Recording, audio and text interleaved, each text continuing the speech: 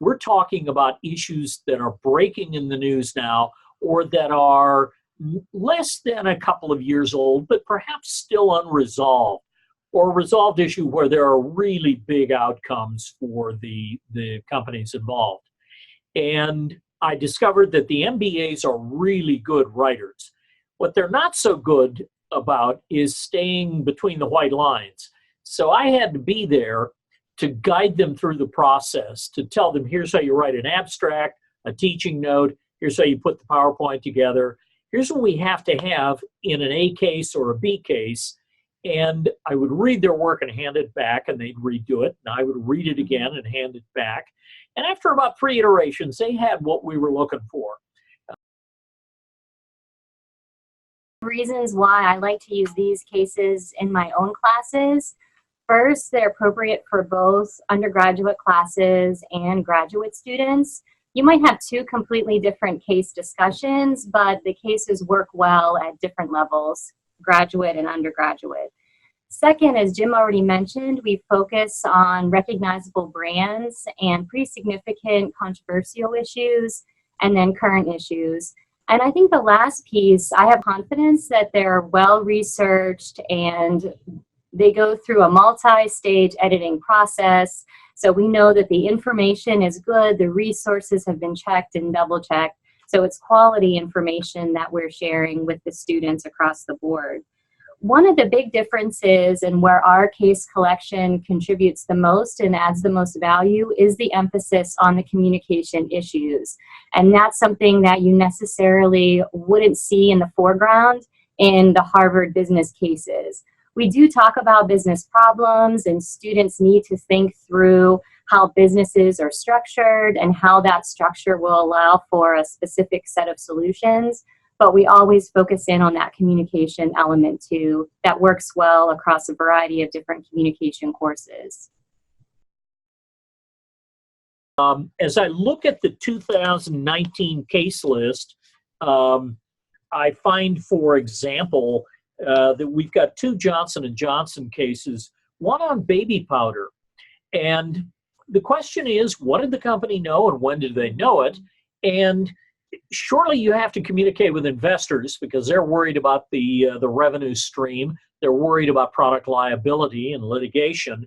What about your customers? What about people who buy your products? What are they, is brand contamination to other lines that bear the J&J name a potential problem?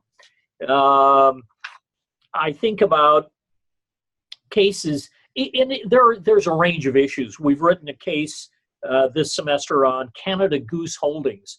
Those are for those of you in the American South or your sales staff in Florida, not many people with a Canada Goose parka on right now. But around the Notre Dame campus, they're almost ubiquitous. And we've written a case on ethical sourcing of down and fur. Do the wolves object when you use their fur to line the hood? Do the geese object when you use their down to fill the sleeves and the body of the coat to keep the customer warm? Is there another way to do this? How do you explain it to your customers and stakeholders? The other Johnson & Johnson case is on the opioid crisis, and it's pretty interesting because Johnson & Johnson's manufacture of those drugs really amounted to less than 1% of the total opioid manufacture in a year. And of course, the company said, we don't sell to retail, we sell to wholesalers who sell to retailers who sell to customers. And really, it's a doctor who makes that decision.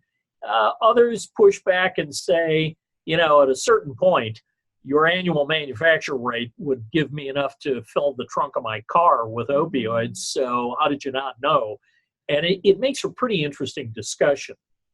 We've written cases on the employment of undocumented workers. We've written cases on executive leadership at Barnes & Noble, for example. A really interesting case on Facebook. The subtitle is, Who is Responsible for Hate Speech? Is this just all about free speech, or do you bear any responsibility when people say things that are abjectly false or really hateful? And who's to judge? How do we figure that out? That's a really interesting discussion.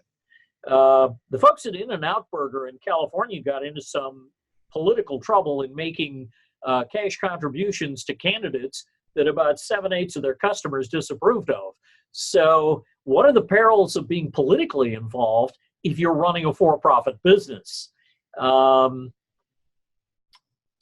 other interesting cases about Colin Kaepernick and Nike, who gets to take a knee, the whole flap around the flag.